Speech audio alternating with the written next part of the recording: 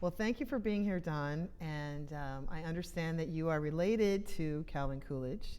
So you can start out by telling us how you are related. So my great-great-grandmother was his aunt. It might be great-great-great-grandmother, but was his aunt, Aunt Sarah. And she lived in Proctorsville, Vermont. And she was like a surrogate mother to him in many ways, because his mother died when he was 12 years old, and he went to school in Ludlow, Vermont. And Proctorsville was very close to Ludlow, and particularly in the winter, he couldn't get home on weekends, so he would spend a lot of time with the Pollard family, and they ran the local general store. And before that, many years before that, they had run the local store in Plymouth, and they sold it to the Coolidge family. And they moved to Proctorsville because they knew there was a train coming to Proctorsville, and they thought it would be the next Chicago, but it never took off. It's still a small, sleepy hamlet. And did any of your ancestors, your parents, grandparents, anyone in your family share any stories that they knew from that time period? Yeah, I spent a lot of time with my great aunt Erminy, who graduated from the University of Vermont in 1924. So she spent time at the White House, and she told me once she went on the presidential yacht, and she said something about it to Calvin Coolidge, how great it was. And he said, well, I thought it was great to use the rowboat on the canal behind the Proctorsville house.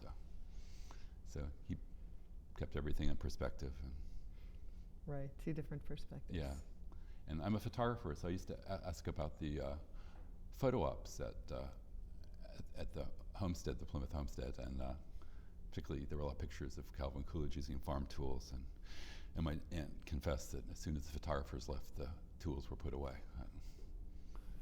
But she didn't, there was still, a lot of sadness about the death of Calvin Jr. and from playing tennis on the White House tennis court. So, but she didn't really share a lot more stories. But I once, in the 80s, I drove her to the University of Vermont, and she unveiled a portrait of Grace Coolidge that, because she was the closest relative left, and she went to George Bush Sr. had a big event in New York City for descendants of presidents, and Aunt Erminy went for the Coolidge family. I think John Coolidge, who was still alive, didn't want to go, so Erminy filled in for him.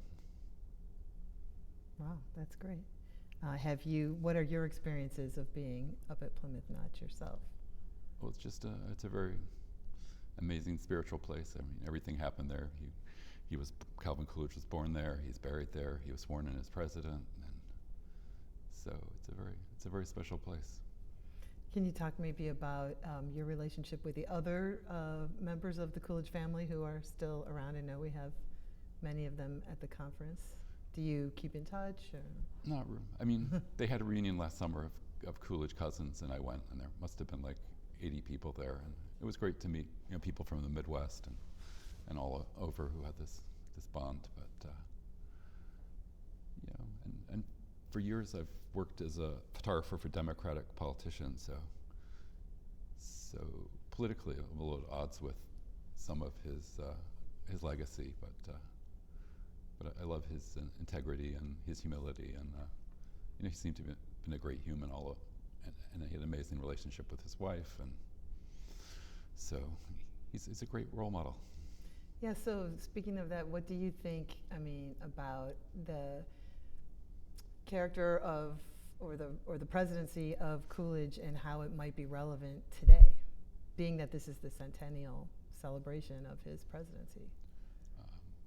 What are some lessons that we can take from it today? Well, just his personal integrity is timeless.